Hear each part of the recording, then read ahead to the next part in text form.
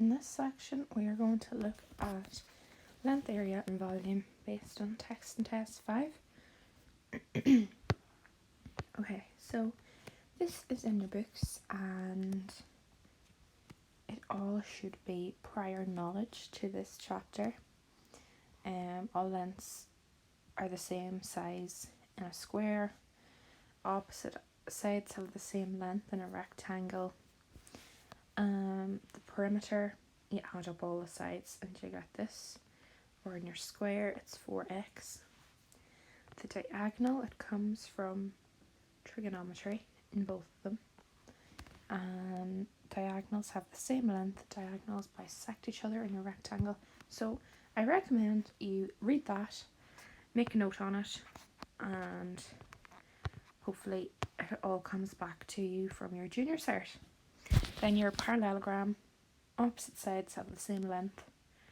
Also should be prior knowledge. Opposite angles are equal. The perimeter, your area, 2 formulas for your area, the diagonals bisect each other. So then your triangle, the perimeter, add all 3 sides, area half xh. That is the same as half base by height because x is the base. And this other formula, half xz sine of theta. In your log tables, that area formula is half AB sine of C. In your log tables, just different letters. Then you have your sine rule. There is also another area formula, so there's 3 area formulas. You have half the base by the height, half AB sine C, and then there's also the area formula that is related to coordinate geometry, where you have to translate one of the points to 0, 0. Your area formulas are given in your log tables. You should be familiar with what they look like. So this is the one I was talking about, and then this is AB sine C, and this one is used less common, taking S to be equal to this, and the other one is down here in your in your geometry section, area of a triangle, and you have to have one of the points centered at 0, 0. So now going back to our notes, you should be familiar with all them. If not, make note on them, and hopefully it comes back to you. Now, new information is a trapezium. So a trapezium is a quadrilateral which has one pair of parallel sides, and it looks like this.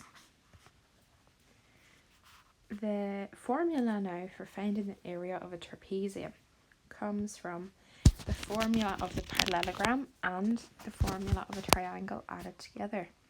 So if you get A multiplied by H, technically you get this shape, and it turns out this little bit here is the same as this bit over here. So if you use A by H, that calculates this much of it. And then we need to get the triangle. So that's going to be half the base by the height. So that's where this comes from, half the base by the height, and they're added together. Then doing a little bit of manipulations to the formula, we find that the area of a trapezium can be written in this form, and that is in your log tables, and you need to get familiar with where these things are in your log tables.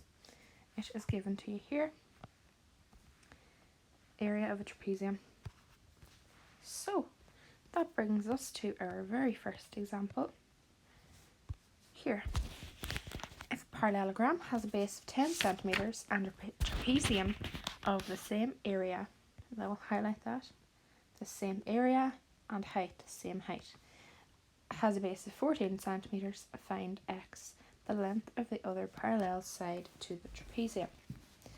So the first thing I would do there is a formula for both the area of a parallelogram and the area of a trapezium. So, area of parallelogram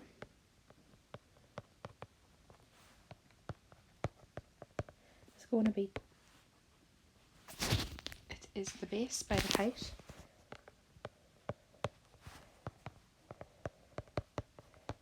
So here we know the base is 10 and we don't know the height, so it's 10h centimetres squared.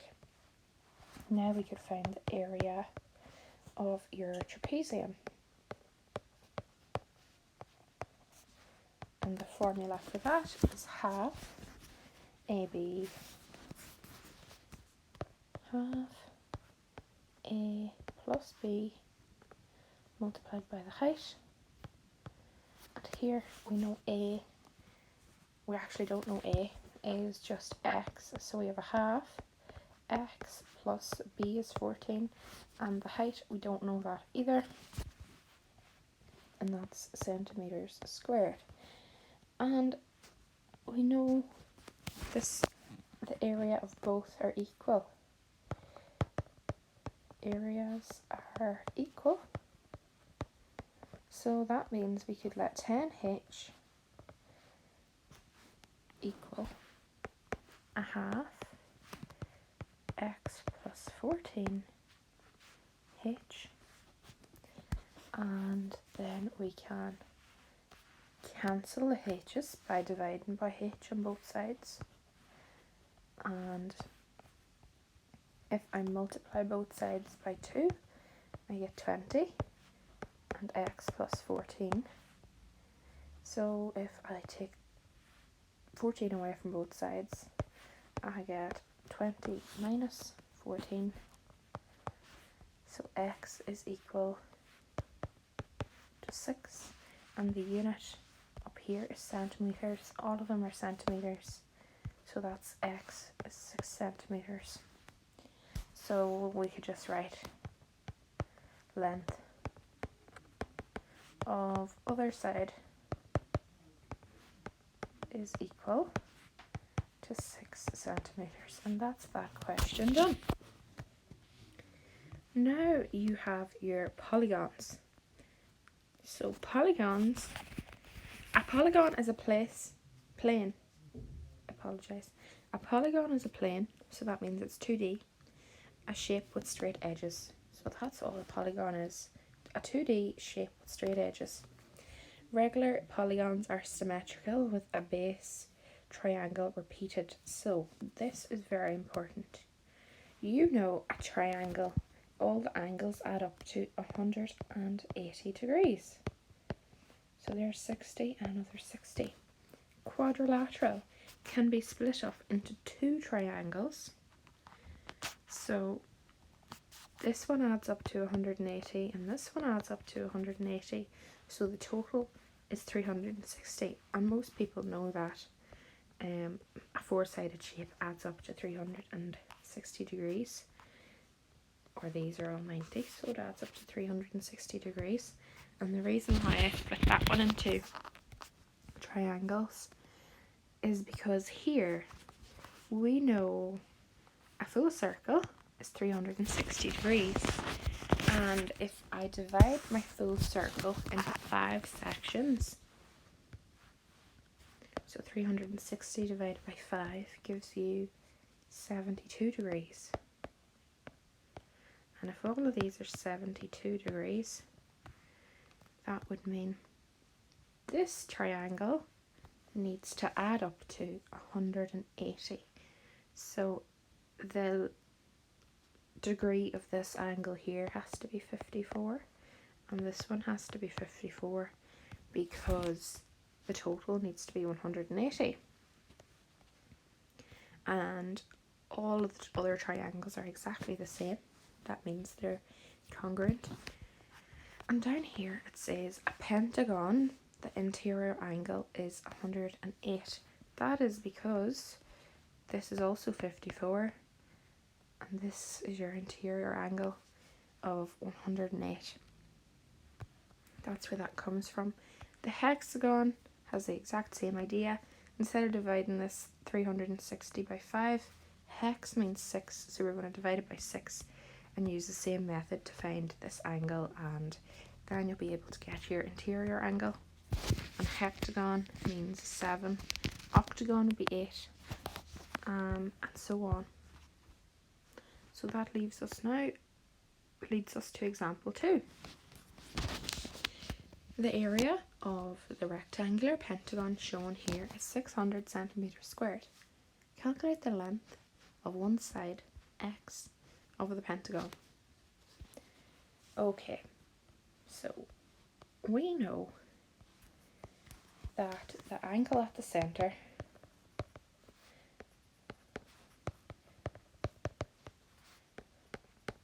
of one of the triangles is going to be 360 divided by 5, because there is 5 triangles, so that gives us 72 degrees. And that would mean the other 2 angles would be 54. So each triangle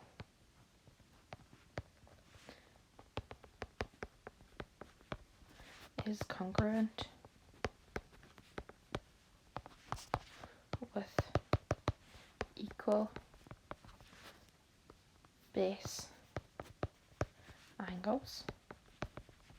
So that would mean we're going to be 180, take away our 72, and whatever is left over has to get divided by 2, because there is going to be 2 angles the exact same at the bottom of your triangle. So that leaves us 54 degrees.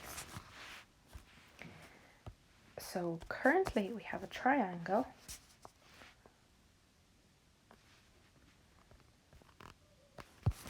the angle at the top is 72, here is 54 and 54. And we know that the area is 600. So the area of one triangle is going to be 600 divided by 5. Of one triangle is 600 centimeters squared divided by 5. And that gives us 120 centimeters squared. And now we're going to work with that.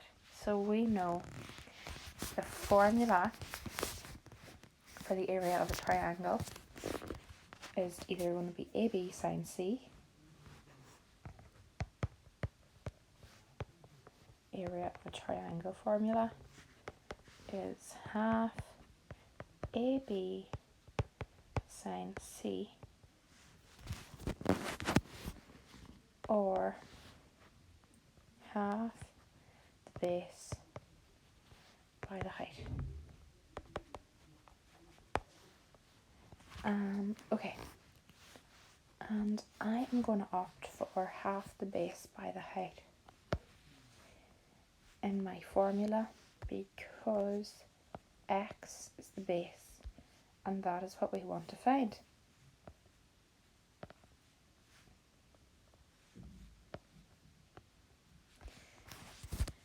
But we don't know the height either, so that's a bit of a problem.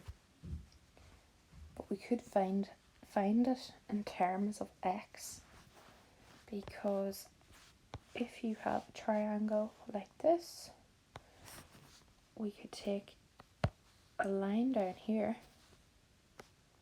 Now we have a 90-degree triangle. This is 54. This is 54. And the angle at the top is half 72, which is 36. We might need that one, we might not. And then you have h.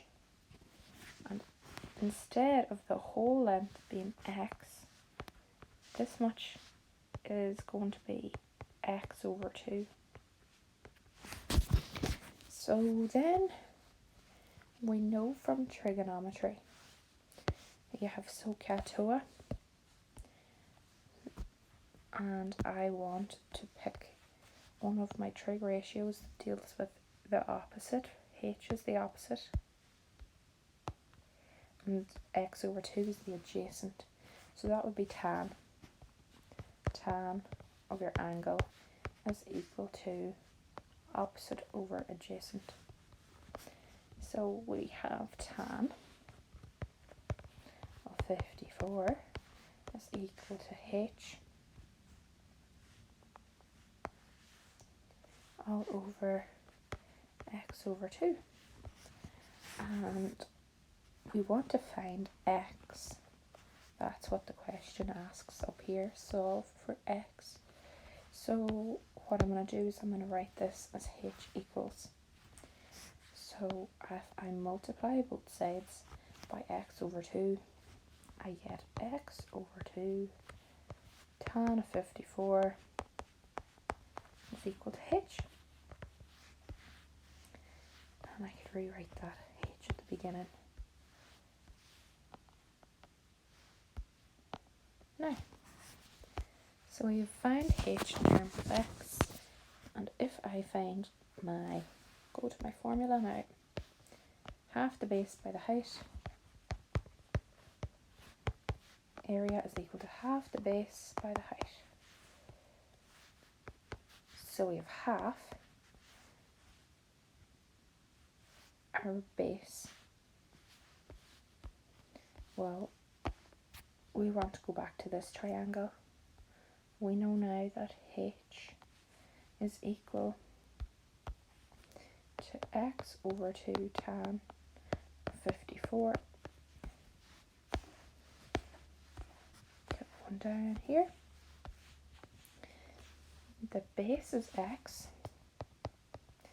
and the height is x over 2 tan of 54.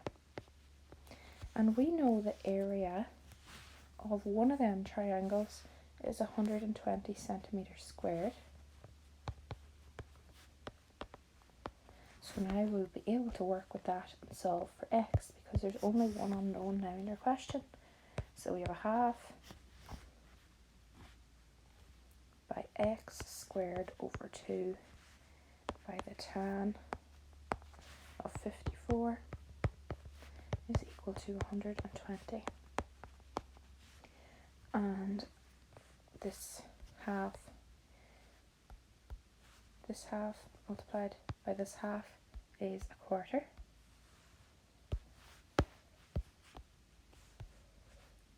So we have x squared all over 4 by the tan of 54 is equal to 120.